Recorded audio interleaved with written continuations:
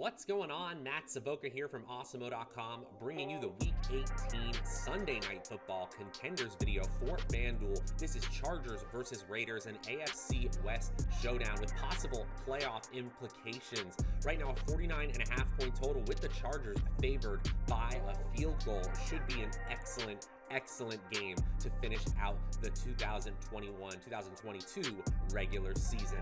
Okay, guys, before we get fully into this one, let's go ahead and like this video, subscribe to the channel so that you always know when we're going live. You guys know what to do. It's Week 18. And if you could give me, Matt Savoca, a follow on Twitter at Draftaholic, that would be much appreciated as well.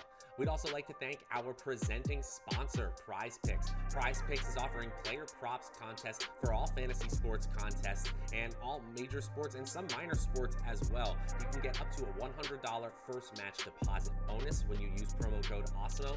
And if you go to awesemo.com/prizepicks-promo, you can even get a month free of Awesemo Plus Platinum. That's awesemo.com/prizepicks-promo.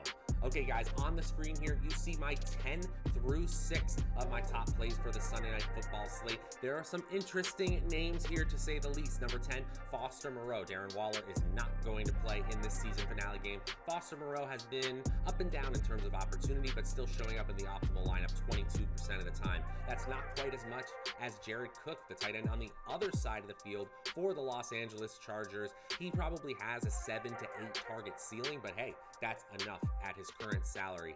Bryan Edwards and Hunter Renfrow, the next most likely to be in the optimal lineup, and a big jump from Edwards to Renfrow, as you would expect. Renfrow quietly finished as a top 12 wide receiver during the fantasy football regular season. No reason he doesn't finish out Week 18 doing the same thing. Absolutely has 10 or more targets in his range of outcome.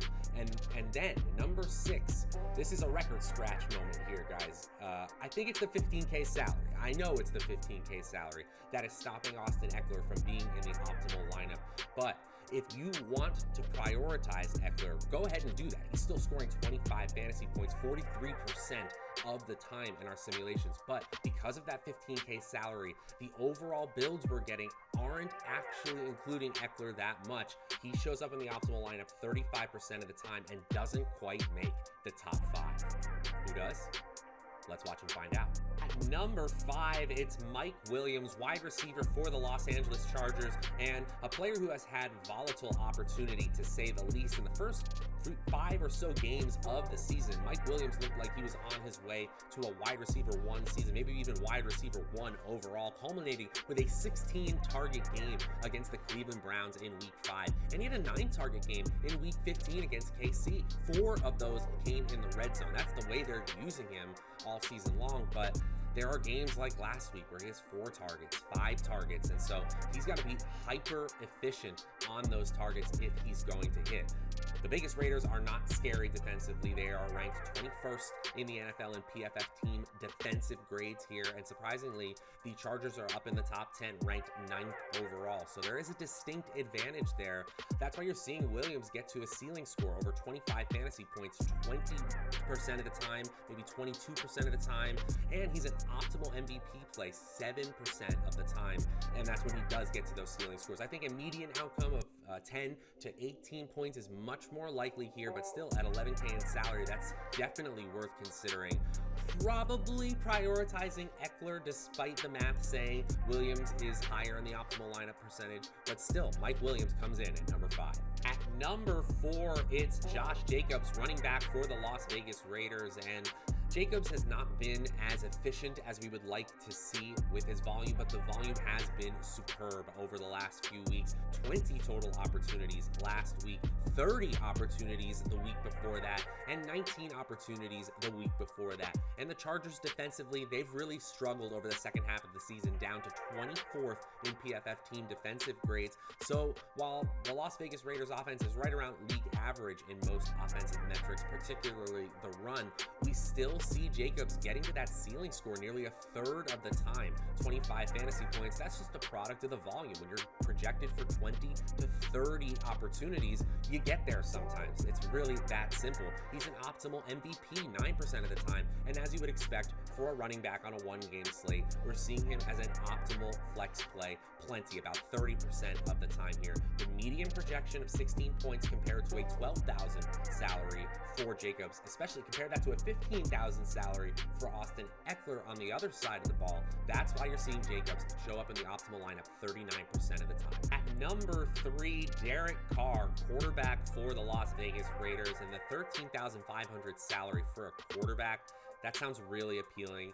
It's not like Carr has been terrible by any stretch. I mean, he's 13th in adjusted yards per attempt. We'll take that. He's 4th in completed air yards, 4th in passing yards, and 12th in true passer rating. I wouldn't say he's that far above average, but he is above average as an NFL quarterback, and that's why the Raiders are where they are, despite all the turmoil, despite all the injuries they've dealt with this season. Not saying he's a world beater, but Derek Carr does get there in plenty of simulations, a third of the time, as you would expect, over 25 fantasy points, despite a pretty middling median projection of 17 fantasy points. I am disappointed to see nearly 19% of the simulations show him getting under 10 fantasy points. I didn't really see that floor outcome happening so often, but I guess he is slightly turnover prone. You could definitely argue that. Still, quarterback on a one-game slate with a salary that is quite manageable, you're going to play Derek Carr all the time, especially at the flex position.